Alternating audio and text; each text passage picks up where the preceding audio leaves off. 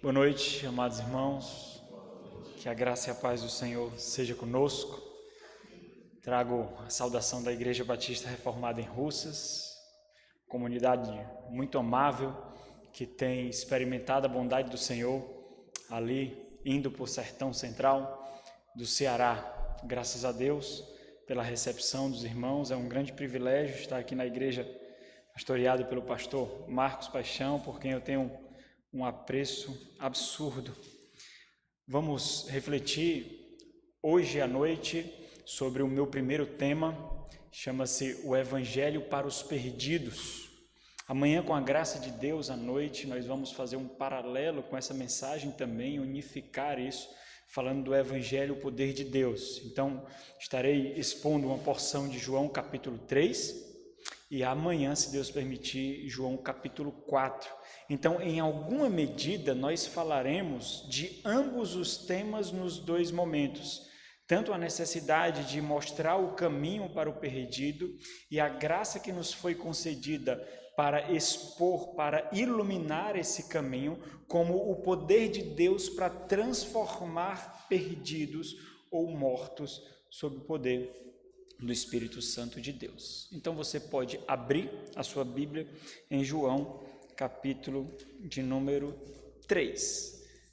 Nós vamos observar alguns textos antes de chegar no texto especificamente de João, capítulo 3. E o tema de hoje é o Evangelho para os Perdidos. Quero dar algumas introduções para nós termos um entendimento adequado sobre a particularidade dos evangelhos e desse evangelho especificamente. Então, os evangelhos, quando nós observamos, nós vemos inúmeras características, inúmeras peculiaridades que são ressaltadas. Apesar de nós vermos características diferentes, peculiaridades diferentes de cada evangelho, nós observamos a unidade da mensagem que não descarta essa diversidade da apresentação. Se nós observarmos nos 4 evangelhos, nós vemos ênfases diferentes.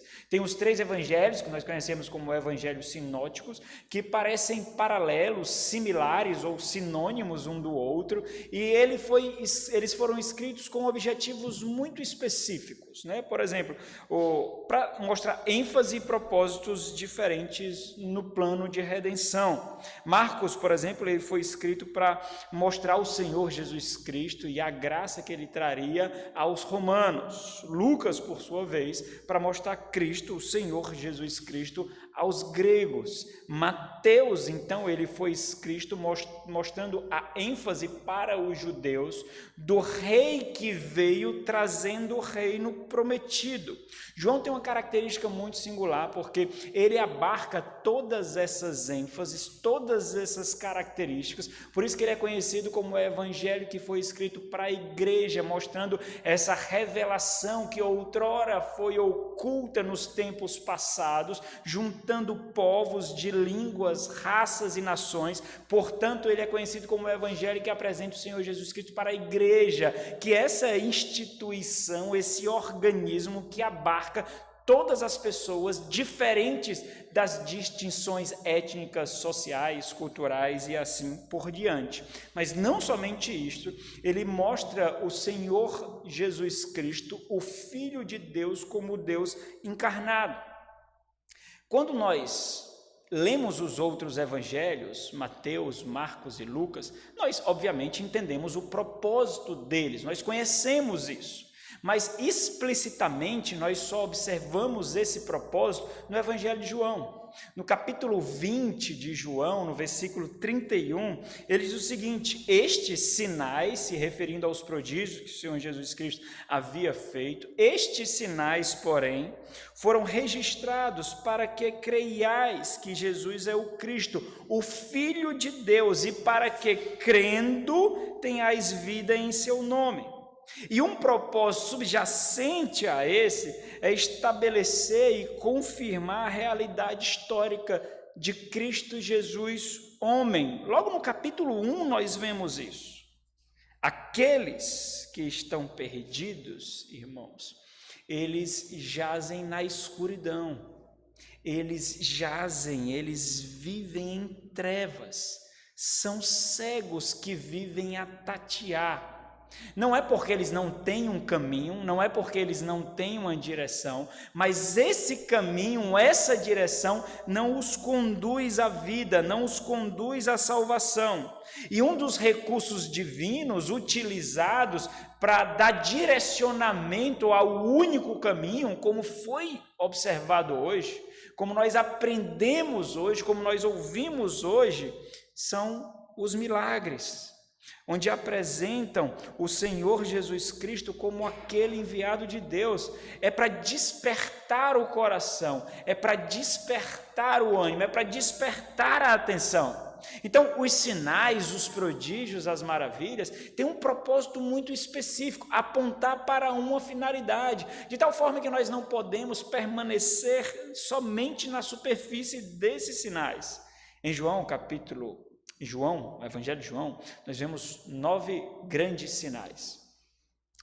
O primeiro desses sinais, até o capítulo 3, é a transformação da água em vinho. Nós observamos isso em João, capítulo 2. Contudo, o próprio João deixa claro que muitos sinais, muitas maravilhas não foram registrados.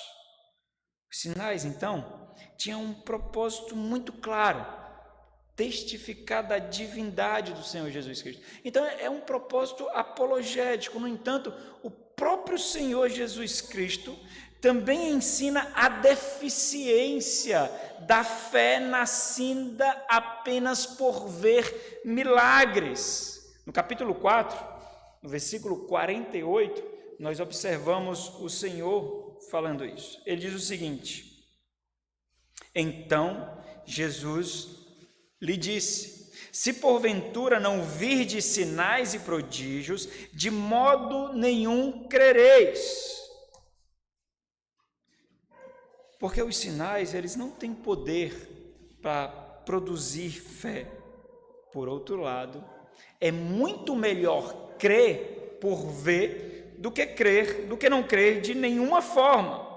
Mas antes de nós refletirmos sobre uma das conversas ou um dos sermões mais importantes do Senhor Jesus Cristo, alguns consideram esse sermão o mais importante dos ministérios do Senhor Jesus Cristo, que por sinal foi pregado para uma pessoa apenas, não para uma multidão, não para multidões, mas para apenas uma pessoa, que é a conversa do Senhor Jesus Cristo a Nicodemos, que é o sermão do Senhor Jesus Cristo a Nicodemos. Jesus nos aponta a fragilidade e o perigo da fé que nasce na superfície, que nasce na crosta, que nasce apenas por ver, que são frutos de olhos, mas que não alcança o coração, que não penetra o coração, que não incendeia o coração.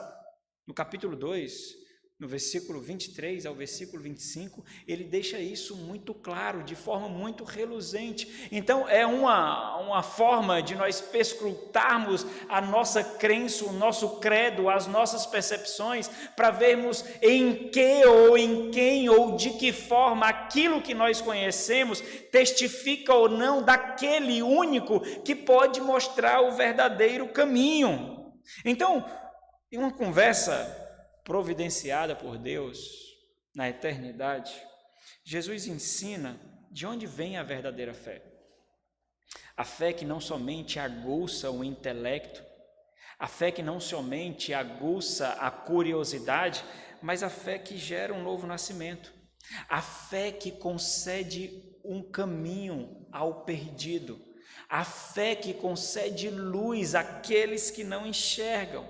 E fazendo isso, ele responde uma pergunta que, por sinal, não está explicitamente colocada, mas ele responde justamente a pergunta de como o perdido pode entrar no reino. E é interessante porque é isso que nós devemos observar quando nós estamos pregando o Evangelho para aqueles que estão perdidos.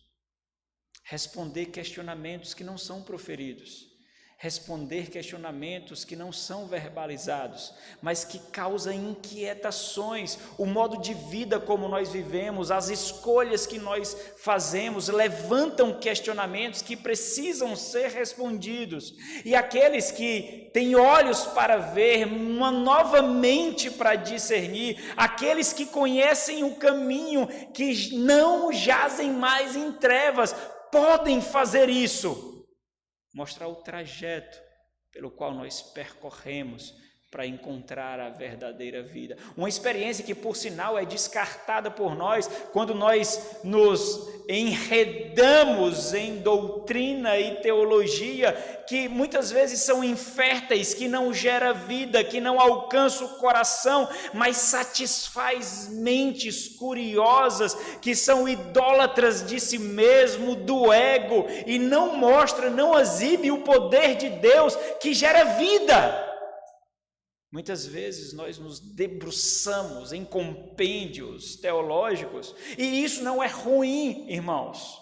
Na verdade, nós estamos aqui para isso. Nós estamos aqui para aprofundar o nosso entendimento, para que por meio disso nós sejamos ferramentas cirúrgicas para perdidos, para aqueles que agora acham que não precisa, para aqueles cegos que agora pensam que vêm, mas não vêm. Aqueles que têm um caminho, mas não têm o caminho. Então o Senhor Jesus Cristo responde uma pergunta que não é feita, mas é a inquietação do mundo, e foi por isso que ele veio. Muitos e muitos que se julgam encontrados, na verdade, estão perdidos. Muitos e muitos que se julgam vivos, na verdade estão mortos. Eles não sabem, daí então a nossa responsabilidade, porque nós sabemos como nascemos, como foi dito aqui no primeiro sermão, nós nascemos mortos, e esse é justamente o grande problema. Mortos não percebem, perdidos não se encontram por si mesmos. Eles sequer esboçam questionamentos coerentes, existenciais, a respeito da verdadeira vida, das verdadeiras inquietações universais. E o Senhor Jesus Cristo, nesse sermão, aos poucos, ele leva um intelectual, um culto, um professor da lei, à crise existencial, de perceber que nada ele sabia, que por mais que ele achasse que tinha o caminho, tinha o ensinamento, na verdade ele não tinha. E o Senhor Jesus Cristo responde isso a Nicodemos. Eu já preguei nesse texto outras vezes, e na ocasião eu fiz um esboço, assim como fez o pastor Fernando Angelim, em 3 pontos, que parece que é muito característica dos batistas, não é? E naquela ocasião nós refletimos sobre a natureza do ser humano e a natureza do reino apresentada pelo Senhor Jesus. E respondendo essa pergunta, o Senhor Jesus Cristo dá 3 direcionamentos em relação ao reino. O primeiro nascimento gerou um cadáver, e esse é o grande problema. O segundo ponto seria: mortos são incapazes de entender, e é por isso que Nicodemos não entende, apesar de ser um doutor da lei, apesar de ser intelectual, mas ele é um morto, porque o intelecto por si só não gera vida. E o terceiro é então: mortos, não haverá mortos no reino de Deus. Mas o meu propósito hoje não é observar esses pontos, mas é observar os estágios do desenvolvimento do diálogo do Senhor Jesus Cristo, ou do sermão do Senhor Jesus Cristo, ou se nós quisermos ser mais inquiridores, mais penetrantes, mais profundos, do encurralamento do Senhor Jesus Cristo, para aquele que entendia que tinha todas as direções, todas as respostas, todo o conhecimento, não somente da lei de Deus, mas do ser de Deus. E esse é o nosso papel. O nosso papel não é humilhar ao pregar, não é machucar para nos mostrar como superiores a pregar. O nosso papel é responder inquietações não proferidas, mas necessárias. Porque essas inquietações, se você já nasceu de novo, você tinha essas inquietações.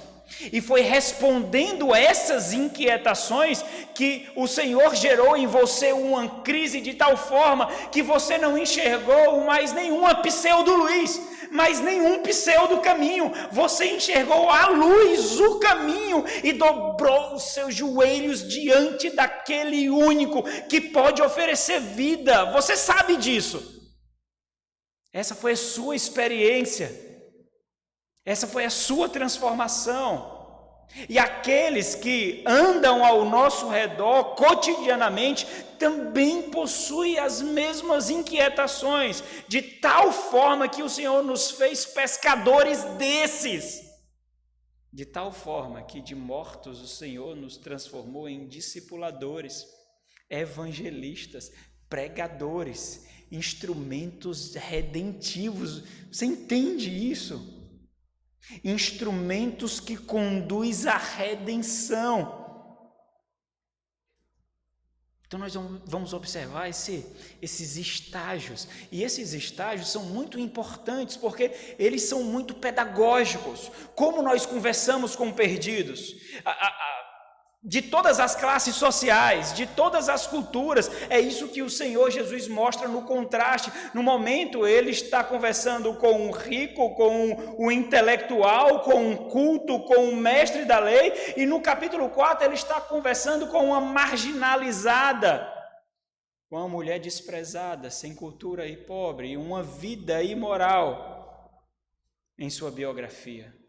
Mas ambos precisam do mesmo caminho, do mesmo evangelho, da mesma luz. Como nós nos achegamos a essas pessoas?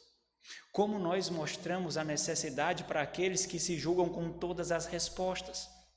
Como nós mostramos a necessidade existencial, vital, eterna, que deveria latejar num coração que está morto e não lateja? Como nós fazemos isso?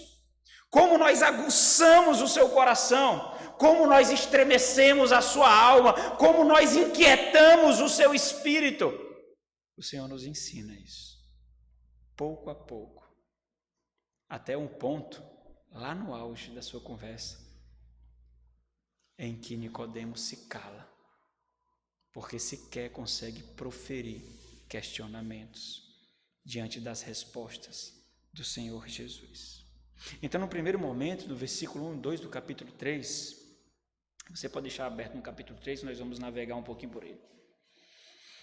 O Senhor Jesus mostra a situação moral e espiritual do homem perdido. Ele diz: havia entre os fariseus um homem chamado Nicodemos, um dos principais judeus. Este de noite, essa é uma expressão muito importante no Evangelho de João, este de noite foi ter com Jesus e lhe disse: Rabi, e essa é uma expressão enfática, é como se ele estivesse elevando a sua voz, como se ele estivesse exclamando: mestre, que é o que quer dizer Rabi, nós sabemos aqui. E você observa a impessoalidade, ele não está confessando algo. Ele não está mostrando uma crença pessoal, uma experiência pessoal. Na verdade, é muito genérico, é tanto que ele nem fala na primeira pessoa. Ele fala junto com a multidão que viu e não creu, que seguia e queria pão, peixe e milagre, pão, peixe e milagre. Mas os sinais apontaram algo para ele. Aquele que estava diante dele era diferente. Rabi, sabemos que és mestre, vindo da parte de Deus. Ora, como ele sabe? Qual o motivo do seu saber? Ele responde isso no mesmo versículo, quando ele diz: porque ninguém pode fazer sinais estes sinais que tu fazes, se Deus não estiver com ele? Então, observe que, e isso é muito importante, esse homem tem fé, esse homem tem o tipo de fé, os perdidos têm fé, os perdidos têm o tipo de crença, os perdidos, por mais que não saibam ou organizem, eles têm um tipo de credo, eles têm um tipo de confissão, e esse é o grande problema. Daí então nós precisamos desconstruir para construir. Nós precisamos derribar edificações deformadas para então edificar algo novo. Porque esse tipo de fé que eles têm não é uma fé resultante do novo nascimento.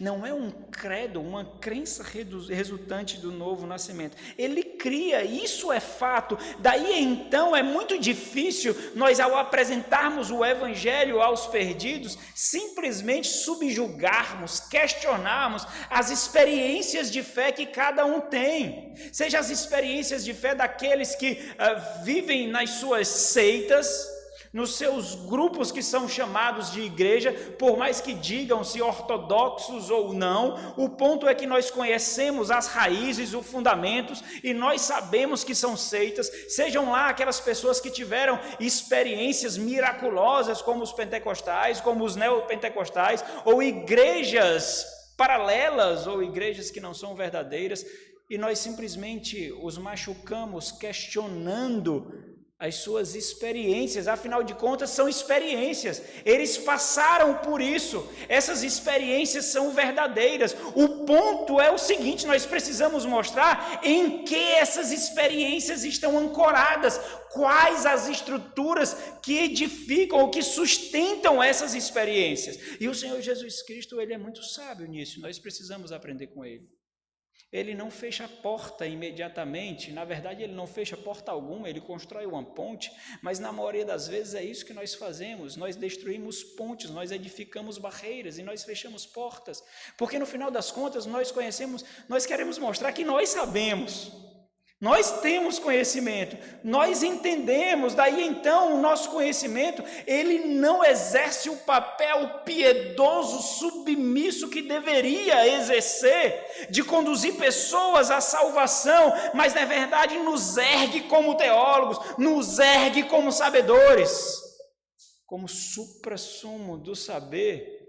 E aí então nós revelamos algo muito triste, deformado no nosso coração, de que no final das contas, parece que nós não estamos preocupados com vida, nós precisamos simplesmente hastear a bandeira de nós mesmos e mostrarmos o quanto nós somos eloquentes, o quanto nós somos poderosos, o quanto os nossos argumentos destroem barreiras intelectuais, mas não causam vida. Não penetra as entranhas, não estremece espírito. Parece que a eternidade não é a nossa preocupação. Nós fazemos isso com muita facilidade. Quantas vezes já fizemos nas redes sociais? Quantas vezes já fizemos com os nossos colegas de outras igrejas, outras denominações, outras tradições cristãs? Quantas vezes nós destruímos pontes, porque nós não temos paciência para edificar com maturidade e solidez. Não foi assim comigo, não foi assim com você, por que será com eles? Caminhos não são mostrados no estalar de dedos, porque luzes falsas precisam ser apagadas para mostrar a verdadeira luz. Mas nós não temos essa paciência, que é uma das características dos filhos do reino, que é uma das características daqueles que temem o Senhor, que é um distintivo de maturidade. Eu não sei se você já parou para pensar o que significa maturidade ou como ela é edificada. Mas a maturidade é edificada pela sabedoria e é o exercício, é a experiência da sabedoria que edifica a maturidade. E eu não sei se você se lembra das orientações de Salomão. No primeiro momento, ser sábio é ficar calado, é ouvir mais do que falar. Mas nos falta isso, talvez porque nós falamos demais, e falando demais nós falamos o que nós não deveríamos falar. Mas o ponto é, perdidos têm fé, irmãos. E nós não podemos jogar isso na lata do lixo, porque eles experimentam isso. Eles são pessoalmente experimentadores disso.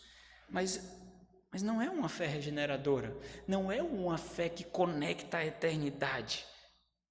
João então deixa isso claro ao enfatizar o estado da alma dos perdidos. Quando ele diz o período em que Nicodemos foi se encontrar com o Senhor, ele diz de noite. E esse de noite retrata justamente a situação de sua alma. Ele foi pensado para representar isso. E essa é uma expressão característica no Evangelho de João, de tal forma que a luz, o dia, pertence àqueles que estão em Cristo Jesus, que têm paz com Deus, mas as trevas simbolizam justamente isso, aqueles que não conhecem o caminho, aqueles que não veem o reino. E é esse questionamento que o Senhor responde, mesmo que ele não seja feito. Na verdade, a crença de Nicodemos é colocada em xeque, sem feri-lo no princípio. Mas ele precisa ser ferido. Mas a ferida é para abrir o coração, é para expor a alma, e não para enxotá-lo dali. João oferece então esse contraste entre luz e trevas, e a necessidade urgente de transformação. E algo interessante é que no versículo 3, o Senhor faz justamente aquilo que eu fiz referência. Ele percebe que existe um questionamento ali que precisa ser respondido, apesar dele não ser verbalizado. No versículo 3, o Senhor diz: a isto respondeu Jesus: em verdade te digo que se alguém não nascer de novo, não pode ver o reino de Deus. Então, observe, Nicodemos, ele não faz essa pergunta explicitamente. Suas palavras, na verdade, expressam falta de compreensão. O ponto do Senhor Jesus Cristo aqui é que ele não sabe o que ele diz que sabe, e que ele não vê o que ele diz que vê. Ele não sabe quem é Jesus. Ele diz que Jesus Cristo é vindo da parte de Deus, mas quem é Jesus? É um mestre, como ele disse, Rabi, é um profeta. Quem é Jesus? É o Messias, é o ungido, é o rei prometido. Quem o Senhor Jesus? É aquele para o qual as profecias apontavam, afinal de contas, ele tinha propriedade dessas profecias. Mas quem é Jesus? Ele entende da lei intelectualmente, ele sabe dos caminhos, ele sabe que tem que obedecer, ele ensina isso, ele orienta isso, mas está aqui, não aqueceu, não queimou, não gerou vida, e o Senhor nos deu a graça de sermos instrumentos para atear fogo em corações.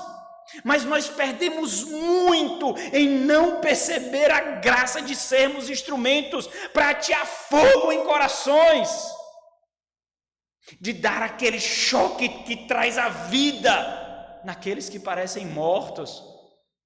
Nós recebemos essa graça, nós recebemos os dons são justamente isso, poderes do mundo por vir para atuar nesse mundo, é justamente isso que são os dons.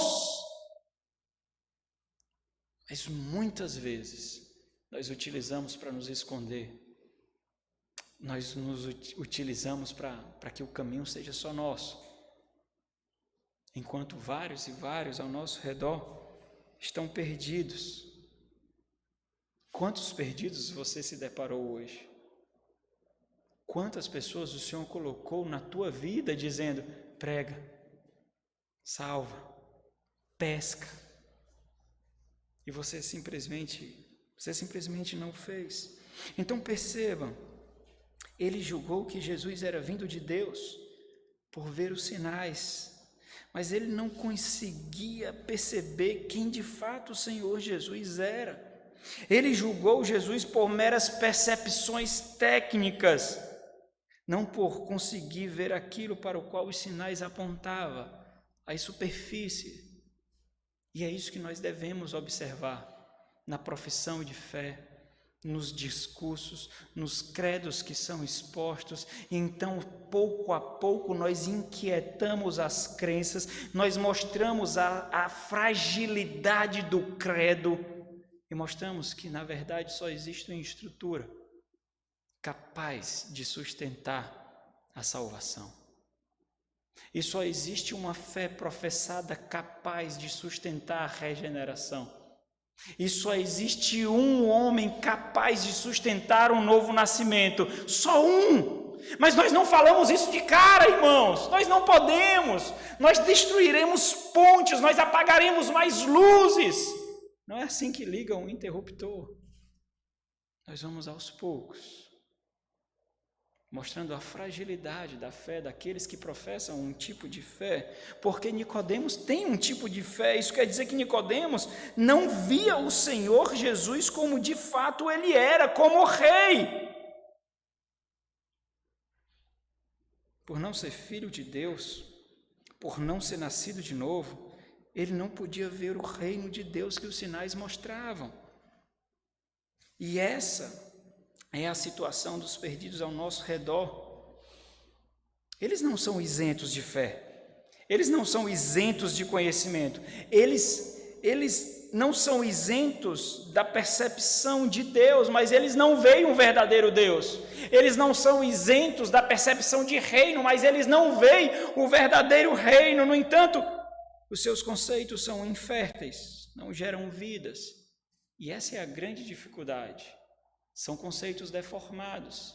Nós nos deparamos com pessoas assim, igrejas falsas, igrejas infiéis, seitas e mais seitas permeando a seara do Senhor.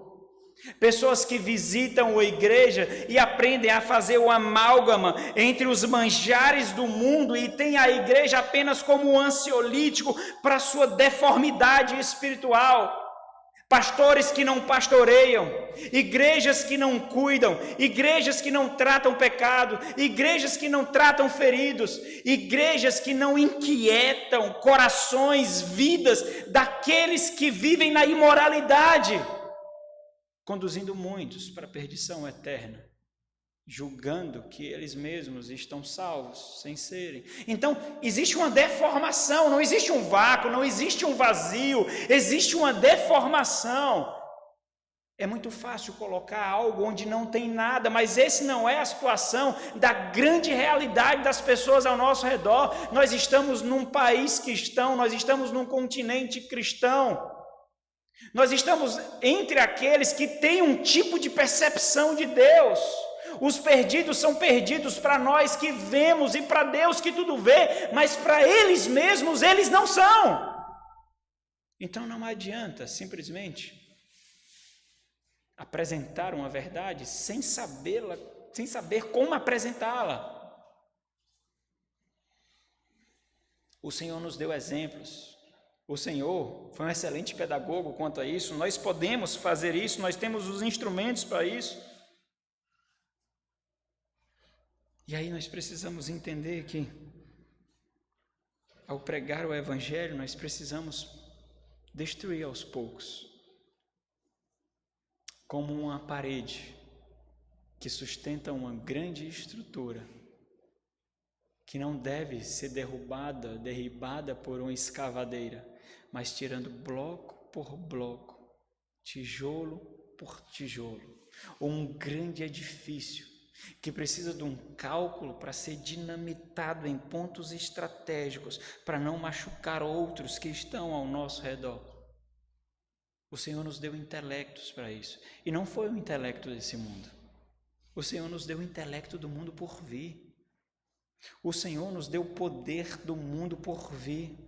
O Senhor nos deu percepções do seu próprio Espírito, a mente de Cristo, para que façamos isso. E assim como o Senhor Jesus fez, nós também precisamos fazer. E você vai perceber que o Senhor Jesus está falando é fechando as portas que ele julga ter e encurralando Nicodemos no caminho, na parede, e mostrando que só existe um caminho, só existe uma porta, mas até chegar lá o Senhor Jesus Cristo é muito paciente com a ignorância daquele que julga saber tudo. E o Senhor Jesus Cristo mostra, do versículo 3 ao versículo 7, que para ver o reino é necessário ser do reino. Observa, a isto respondeu Jesus: em verdade te digo que se alguém não nascer de novo, ou seja, literalmente, não nascer do alto, porque do alto ele veio, e ele traz essas coisas celestiais, então se não nascer dessa natureza, na natureza do Espírito do alto, não pode ver. E essa expressão é muito interessante, porque a ideia é de que já existe algo no nosso meio, mas muitos não veem, muitos não enxergam. Daí então, uma outra opção para entender esse termo aqui é discernimento, mas alguns não discernem. Olha o nosso papel aqui: tutores, condutores, orientadores, para que vejam o que não vê. Afinal de contas, algo precisa ser descoberto para que ele veja, e nós temos esse privilégio. Nascer de novo, então, significa justamente isso, nascer do alto, mostrar que essa fé é fruto da regeneração e deve ser uma obra não realizada pelo intelecto, mas pelo Espírito Santo de Deus. E novamente aqui nós somos alertados. O que fica gritante desse diálogo é que não importa quanto conhecimento nós tenhamos, sempre nós estaremos perdidos em relação a Deus, se Ele não nos encontrar, se Ele não abrir os nossos olhos, se Ele não nos mostrar o caminho. Não depende do nosso intelecto, não depende da nossa eloquência, não depende da capacidade de conhecimento que nós tenhamos. É o Senhor que faz a obra, é o Senhor que nos encontra, é o Senhor que acende a luz diante de nós. E isso deveria fazer mais a nossa obra de joelhos, algo que nós esquecemos tanto. Isso nos humilha, isso nos confronta. Nós não oramos por aqueles que pregamos. Nós achamos que precisamos de um discurso melhor. Nós achamos que precisamos encurralá-lo com a nossa eloquência e não batalhar a batalha dos santos de joelhos, dependendo da cruz, dependendo do Salvador, dependendo do poder do alto. E aí nós perdemos, irmãos, porque por mais que nós não verbalizemos, porque nós não somos tão ousados assim, nós julgamos que o poder está nas nossas palavras, na nossa erudição, na nossa argumentação. Enquanto nós ficamos com essa briga de ego conosco mesmo, muitos ainda continuam perdidos e desperdiçamos oportunidades de redenção colocadas por Deus diante de nós. Mas o Senhor Jesus Cristo não faz isso aqui. E nós temos duas grandes porções registradas para nos ensinar justamente isso. Aquele que era padrão e aclamado pelos judeus, que era Nicodemos, e aquela que era rejeitada e marginalizada pelos judeus e pela sociedade, que era a mulher samaritana.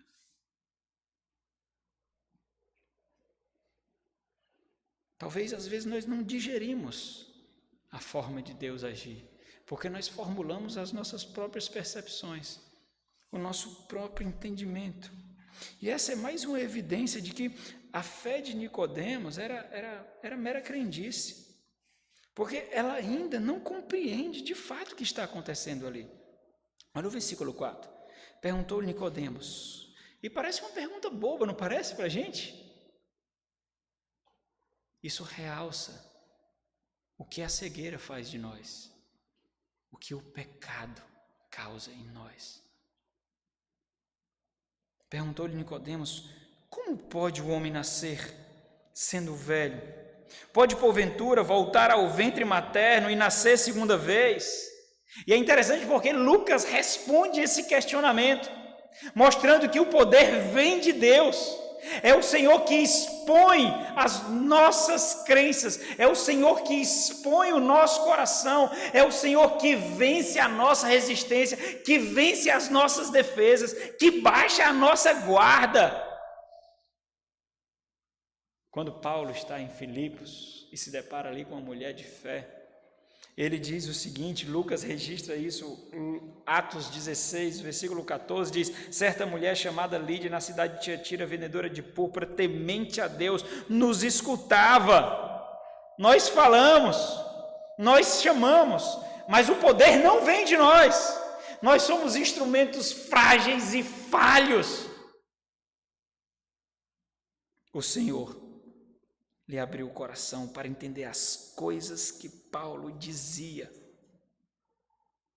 É o Senhor que quebra a crosta. É o Senhor que nos encurrala, é o Senhor que nos expõe para nós mesmos. Quando nós percebemos que as nossas defesas não nos defendem, nos distancia, e é isso que nós precisamos mostrar para aqueles que estão perdidos. Não há vida aí, não há ouro aí, não há maná aí, há morte, a morte. Será que nós percebemos isso em famílias deformadas, irmãos? Será que nós percebemos isso? Você já parou para pensar que a igreja tem a solução do problema do mundo? Você já parou para pensar isso? A igreja tem a solução do problema do mundo, porque ela é a guardadora, ela é o castelo, o baluarte da verdade. A casa de Deus, a igreja de Deus vivo, e Paulo deixa isso muito claro a Timóteo, que está pastoreando Éfeso, na sua primeira carta. É a igreja. Quantas famílias defraudadas, filhos abusados, esposas maltratadas, nós vemos ao nosso redor. E nós temos a solução. Tirar de um lar o aroma de enxofre infernal e ser instrumento de graça para que ali haja o holocausto ao Senhor, o aroma suave ao Senhor.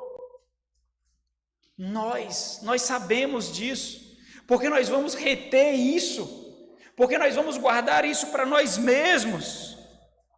O Senhor continua o seu diálogo, e aos poucos ele vai derribando a resistência de Nicodemos, respondendo inquietações existenciais. Por que eu existo? Para que eu existo? Para onde eu vou? E o Senhor Jesus mostra que aquelas respostas que ele tinha não tem poder, não responde nada, apenas é um ansiolítico para a sua deficiência moral e espiritual, que a sua moralidade não tem poder nenhum para conectá-lo a Deus. Na verdade, lhe cega cada vez mais. Versículo 5. Respondeu Jesus, em verdade, e essa é uma expressão enfática, o Senhor Jesus está mostrando o caráter indubitável, da plena convicção daquilo que ele fala, e mostrando que com isso o Nicodemos deveria se dobrar diante dos seus pés, já que foi assim que ele se direcionou para o Senhor Jesus Cristo. Rabi, e mais ainda, sabemos que é vindo da parte de Deus, então aprende, porque indubitavelmente vou proferir algo para você, em verdade te digo. Aí ele vai dizer por que ele não entende. Quem não nascer da água e do Espírito, ou seja, e aqui está citando uma passagem que Nicodemos conhecia muito bem do Antigo Testamento, Ezequiel capítulo 36, versículo 25. O Senhor Jesus utiliza o próprio conhecimento do Nicodemos para mostrar que as percepções dele, na verdade, eram percepções falhas. Quem não nascer da água e do Espírito, ou seja, de outra natureza, de Deus, de outra realidade, não pode entrar no reino de Deus, porque era isso que ele julgava ser, um filho do reino, um habitante do outro mundo, um habitante do mundo por vir, alguém cujo relacionamento estava em paz com Deus. Mas o Senhor não diz isso de cara, o Senhor não confronta de cara, o Senhor derruba as suas resistências pouco a pouco, encurralando na parede, fechando as portas. Ele diz, entenda, e assim como o questionamento de Nicodemos é muito simples, O ensinamento de Jesus é mais simples ainda.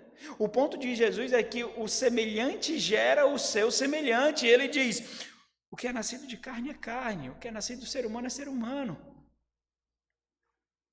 O que é nascido do Espírito, e aqui é o Espírito Santo, é Espírito.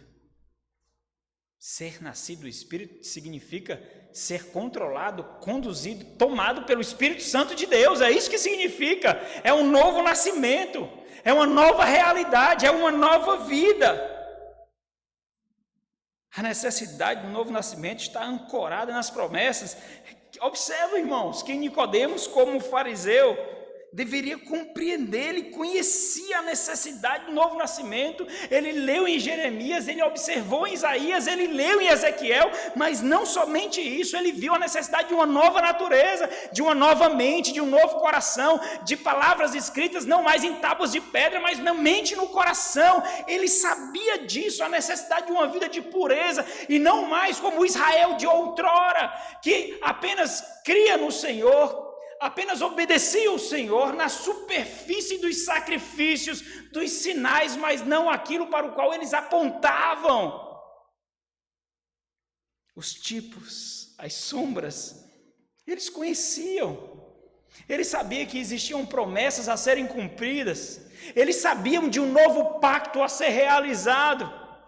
Mas ele não conseguia ver. Então entenda, embora ele conhecesse intelectualmente, esse entendimento não gerou vida nele. A fé dele era sustentada por realidades terrenas, humanas, morais, e é justamente aqui que nós deveríamos considerar com maior seriedade. Cada um de nós, muitas vezes ao apresentar o evangelho aos perdidos, parece que nós estamos ancorando as nossas proclamações na carne, longe do poder e da dependência do Espírito Santo de Deus. Nós somos profundamente inquisidores, mas inquisições que perturbam uma mente inquieta por curiosidade e não aguça o coração para atear fogo, para fazê-lo nascer de novo.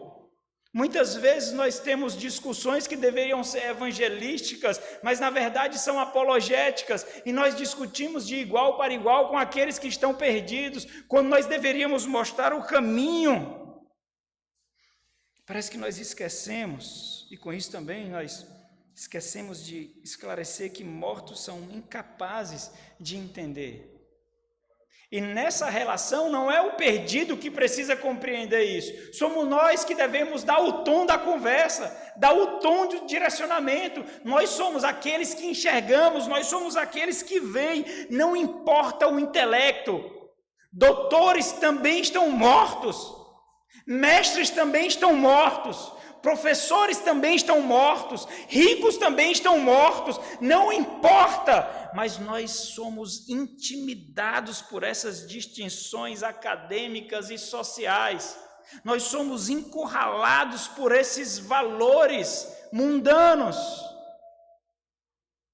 Mortos fedem, e eles precisam saber disso.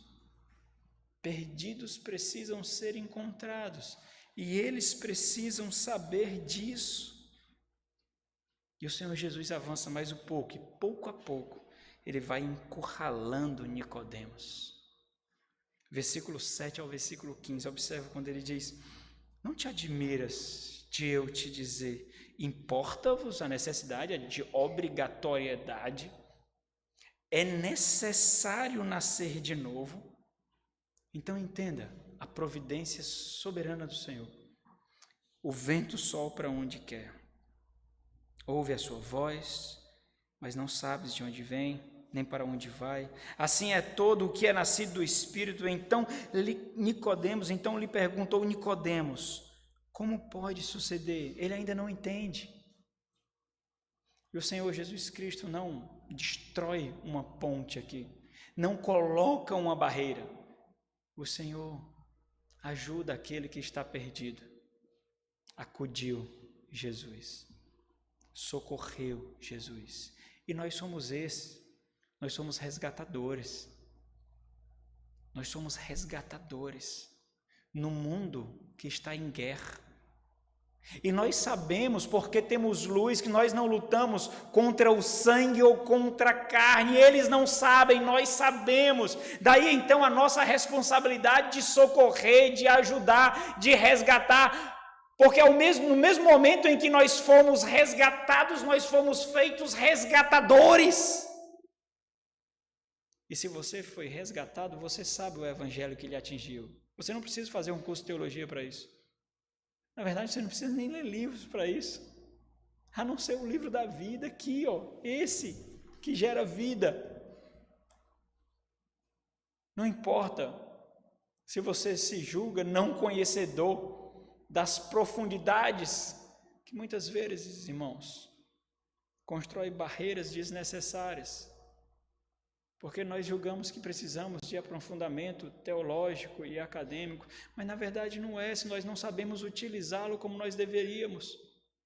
Se nós formos intencionais no conhecimento que nós adquirimos e entendamos que quanto mais entendemos, quanto mais sabemos, quanto mais conhecemos, mais indesculpáveis estamos pelos tesouros que nos são confiados.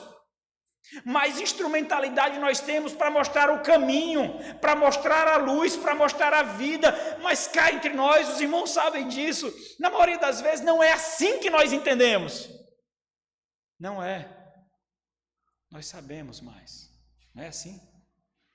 Nós temos melhores argumentações, e às vezes nós podemos discutir sobre temas tão difíceis como a união mística de Cristo, a nossa união com Cristo, impossível de ser separada, sobre a Trindade, coisas dificílimas, que se nós escorregarmos um pouquinho, nós cometemos uma heresia, e nós muitas vezes não conseguimos apresentar o Evangelho para uma criança, para um perdido. O Senhor Jesus Cristo acode. E é aqui que Jesus nos confronta com a compreensão equivocada em relação à entrada no reino de Deus. Observe que até o momento o Senhor Jesus Cristo preparou o momento para encurralá-lo, para dar o checkmate, para mostrar que as realidades e as percepções da sua existência, na verdade, forjavam um caminho de morte, mas não são essas palavras que o Senhor Jesus diz de cara, mas ele está mostrando que a sua vida está permeada de cupim, que está corroendo por dentro, e a estrutura que está por fora está escondendo esse sepulcro caiado, que fede, que fede.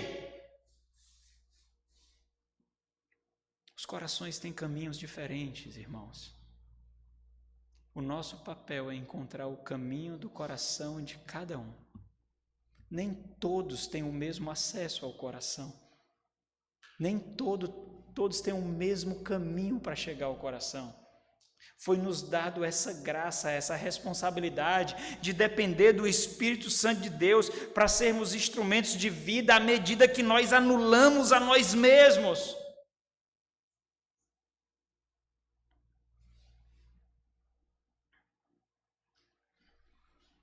Então, quando nós levamos aqueles a entrarem numa crise existencial necessária, nós temos a atenção devida e expomos o seu coração a si mesmo. Nós mostramos, como aqui, assim que foi dito, que a superfície não basta, que a superfície não é suficiente, que os recônditos mais obscuros e profundos do coração precisam ser iluminados. E mostramos o que as escolhas, os anseios, os sonhos, as necessidades deles testificam ao seu próprio respeito. Versículo 10. O Senhor Jesus dá o checkmate agora no versículo 10. Observa aí. Quem és tu? Quem és tu? Ele diz aqui. Tu és mestre em Israel. Tu és professor em Israel. Tu és tutor, orientador, guia, condutor em Israel. Imagine como essas palavras penetraram a mente e o coração de Nicodemos, que começou dizendo: sabemos, nós sabemos. E as perguntas bobas que foram proferidas atestavam que ele não conhecia o que julgava conhecer. Tu és mestre em Israel e não compreendes estas coisas. Então observe. Ele precisava entender qual o estado das suas percepções, qual o estado da sua alma, qual o estado do seu saber, qual o estado do seu credo, qual o estado da sua fé. Nicodemos não somente conhecia a lei, como eu falei, mas por vezes ensinou. Tirou inúmeras dúvidas, afinal de contas, se essas perguntas fossem direcionadas a ele, ele tinha respostas para essas perguntas. Ele mostrou como obedecer o Senhor Jesus Cristo, daí nasceram as tradições. Ele observou como agradar a Deus, ele ensinou como obedecer cada fragmento de mandamento para agradar a Deus, para fazer a vontade de Deus. Tu és mestre e não entende estas coisas. O Senhor aqui está insultando o seu conhecimento. Mas ele não fala diretamente, você observa isso? Ele não fala diretamente. Por quê? Porque o processamento precisa fazer aqui por aquele que está perdido. É ele que precisa chegar à resposta. No quartel-general das suas deliberações, que é o coração, ele precisa entender. Ele precisa ver as suas estruturas sendo derribadas. Ele precisa disso. E aí nós precisamos compreender algo. Isso é muito importante. Ensinos errados geram vidas contraditórias, que por sua vez se tornam oponentes de Deus, ao invés de defendê-lo e proclamá-lo. Essa percepção aqui é muito importante, porque é justamente essa dinâmica que precisamos seguir a mostrar o caminho. Porque nós vivemos e decidimos segundo as nossas convicções, e as convicções são formadas aqui. Assim como aqui é edificado o pecado para a morte, antes de se tornar ato, antes de tornar fato, como foi proferido aqui no sermão anterior. Não é matar de fato, mas é desejar a ira, desejar a morte, a rejeição no coração. Não é adulterar de fato, mas cobiçar no coração. É por isso que o Senhor Jesus Cristo garantiu que aquilo que Ele requer, Ele fornece um coração novo. Essa é a nova aliança, uma mente nova, uma obediência nova. Aquilo que o Senhor exige, Ele dá. Não depende de quem quer ou quem corre, não depende de nós. Depende dEle. Jesus parece responder usando as mesmas palavras de Nicodemos. É interessante porque aqui não existe mais diálogo. Nicodemos se cala. O diálogo se torna um monólogo. Somente o Senhor Jesus fala. Nicodemos sequer consegue proferir mais questionamentos. E Jesus responde então, à medida que se aproxima de Nicodemos, que Nicodemos desejou mostrar um conhecimento, desejar o saber, e na verdade ele não sabia. Jesus então mostra que ele tem o conhecimento. Olha o versículo 2, lembra do versículo 2, quando ele diz: Rabi, sabemos que és mestre vindo da parte de Deus. E o Senhor Jesus Cristo no versículo 11 diz: em verdade, indubitavelmente te digo que nós dizemos o que sabemos e testificamos o que temos visto, contudo não aceitais o nosso testemunho, não aceitais o nosso testemunho. O ponto do Senhor Jesus é destacar que os questionamentos de Nicodemos não mostram uma falta de entendimento intelectual, porque ele tem, mas a falta da fé verdadeira, de fato crer nos testemunhos oferecidos. E então o Senhor Jesus Cristo mostra, a partir do versículo 12, que a fé que não contempla o novo nascimento não pode entender o reino.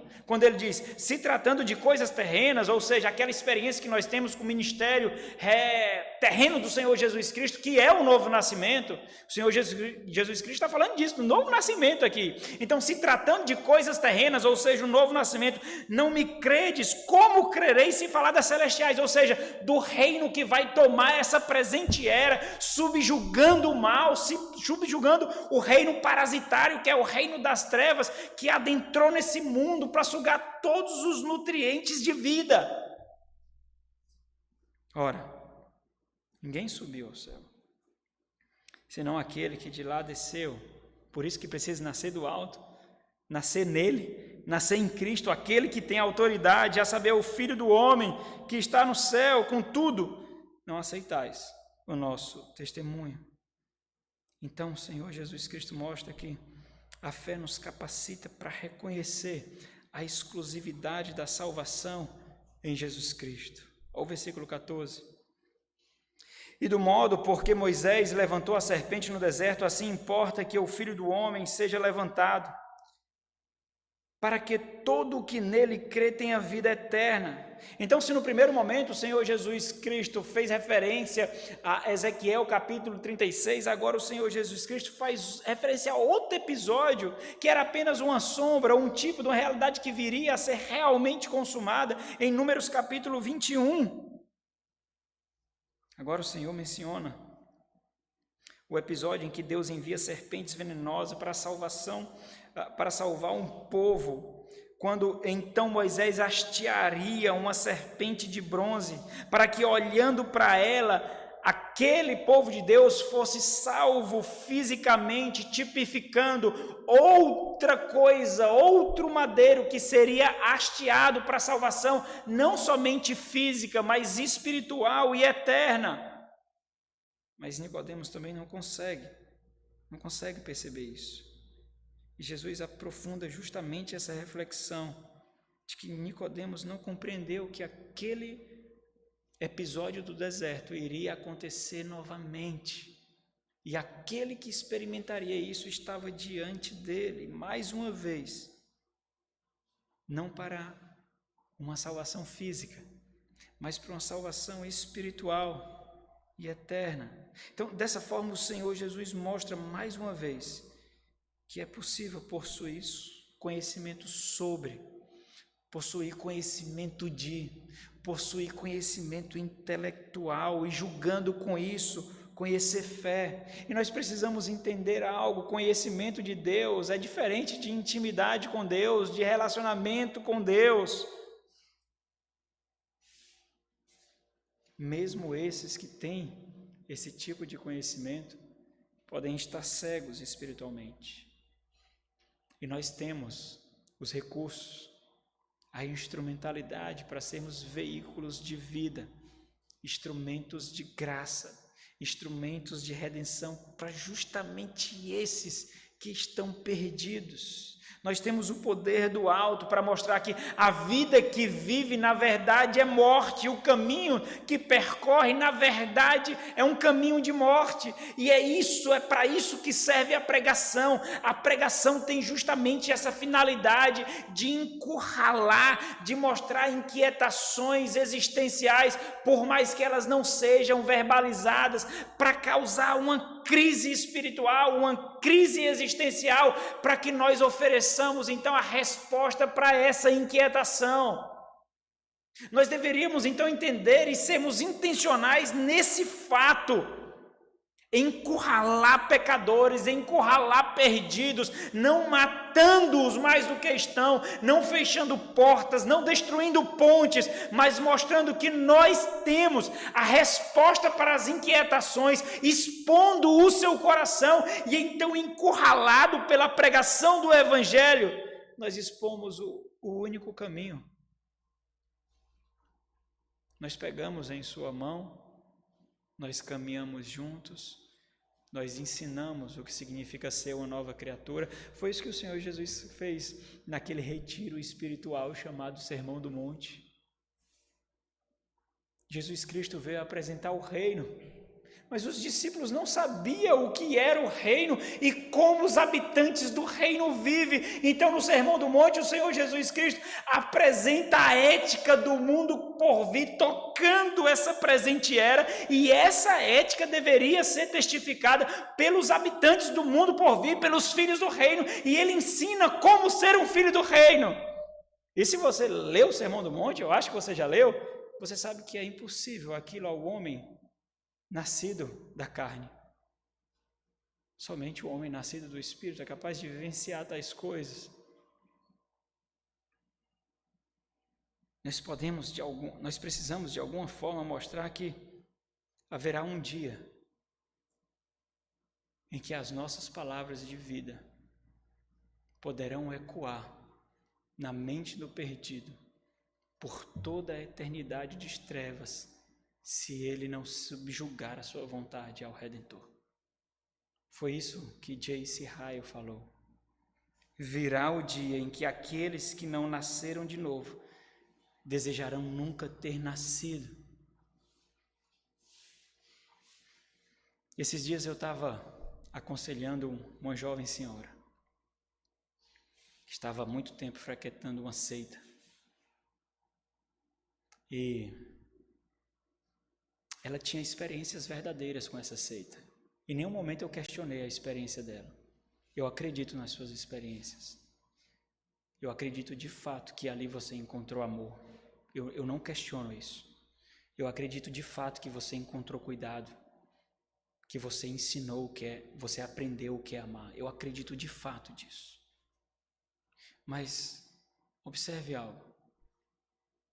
Onde isso tudo está sustentado?